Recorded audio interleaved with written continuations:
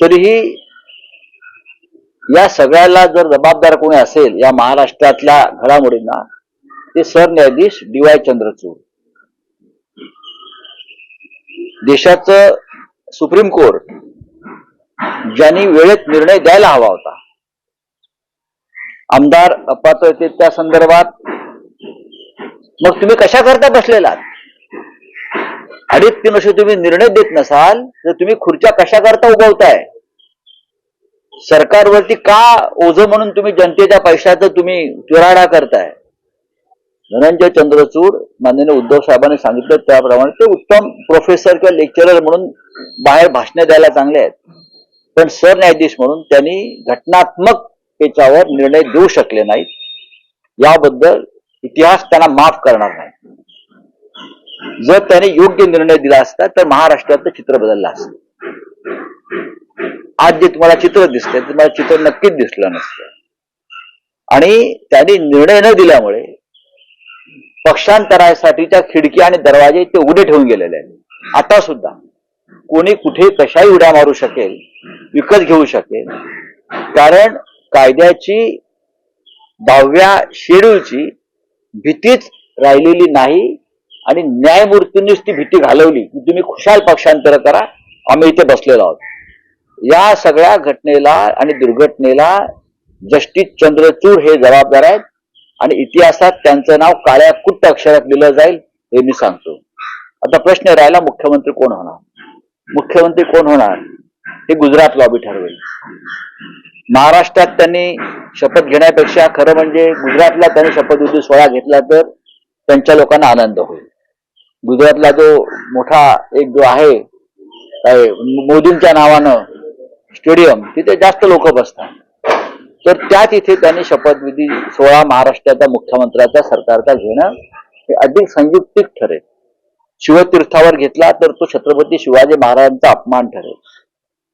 वानखेडेवरती घेतला तर समोरच्या 106 हुतात्म्यांचा अपमान ठरेल.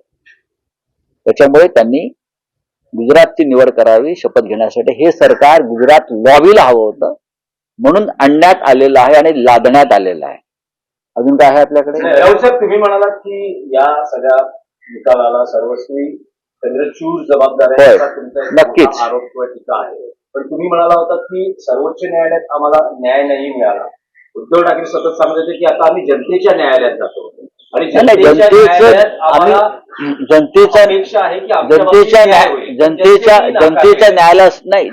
न्यायालयात सुद्धा हा न्याय विकत घेण्यात आला. ज्या पद्धतीनं आपण पाहिलं ना, ज्या पद्धतीनं प्रचंड पैसा यंत्रणा वापरून सुद्धा आम्हाला ज्या पद्धतीनं तो न्याय विकत घेतला त्या पद्धतीनं हा न्याय सुद्धा विकत घेण्याचा प्रयत्न झाला. पण आम्ही निराश नाही, हे लक्षात घ्या. आम्हाला वाईट जरूर वाटलं की शेवटी महाराष्ट्र कोणत्या दिशेने जातोय, महाराष्ट्राचं काय होणार, महाराष्ट्राच्या भविष्याची चिंता ही आम्हाला आहे ना. आम्ही ही लढाई अर्धवट सोडणार नाही. मतविभागणी हा सगळ्यात मोठा फॅक्टर ठरतो. मतविभागणी ठिकठिकाणी ज्या पद्धतीनं या लोकांनी मतविभागणीसाठी अडथळे निर्माण केले महाराष्ट्रात प्रत्येक मतदारसंघात, म्हणजे स्वतःपेक्षा मतविभागणी कशी होईल याकडे त्यांनी जास्त लक्ष दिलं आणि त्याचा फटका आम्हाला दिला. मग मनसे असेल, वंचित असेल, या सगळ्यांना व्यवस्थित त्यांचं मॅनेजमेंट करून ठिकठिकाणी आमचे उमेदवार हे कमी कमी मतानं कसे पाडण्यात आले हे तुम्ही चित्र मुंबईत बघू शकता, महाराष्ट्रात अन्य ठिकाणी पाहू शकता.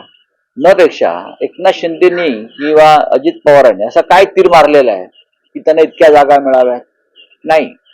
राष्ट्रीय स्वयंसेवक संघ यांची भूमिका या निवडणुकीत महत्वाची राहिली.